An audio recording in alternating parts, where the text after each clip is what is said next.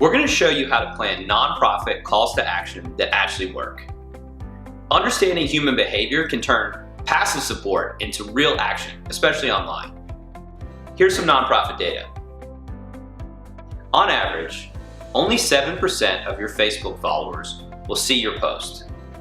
Even more surprising is that out of 1,000 people who do see your post, only 44 of them will engage. What about email? On average, only 6% of all subscribers to nonprofit emails take more than one action in a year. Can we do better? One of the reasons that calls to action don't work as expected is because we need to better understand what leads people to act. Here is a simple way to look at it. Fogg's Behavior Model. For behavior to occur, 3 things have to happen at the same time. People have to have motivation. They want to do the behavior. They have to have the ability to do it, and they need to be prompted. A prompt is what we will refer to as the call to action.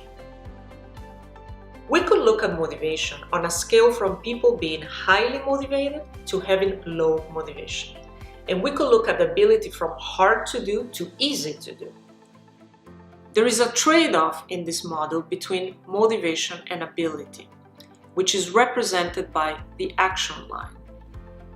When we prompt people anywhere above the action line, they will do the behavior.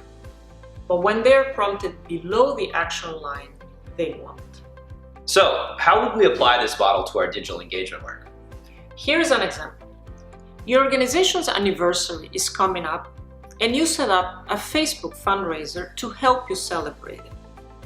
For those supporters who are on Facebook, it's easy enough to set up a fundraiser, so you're fine on the ability front. But will people be motivated to do it? We often tie calls to action to key events in our organization's calendar. But is this the time when supporters will be most motivated? Probably not. How can we make this better? Consider doing birthday fundraisers instead. Why? While they are just as easy to set up, you will be asking people to take action around their birthday, a time that is much more likely to be personally relevant and motivating to them. Here's another example. A big vote is coming up in Congress. You blast your entire email list and ask them to do 3 things. Call their representative, email 5 friends, and share a post. How motivated is your audience? Let's say somewhere in the middle. Some of your supporters do appreciate the urgency of the vote. But then you ask them to do 3 things. Why 3? That's too hard. So how can we make this better? By making it easier. Consider asking people to do only 1 thing and stress why it's important for them to act now.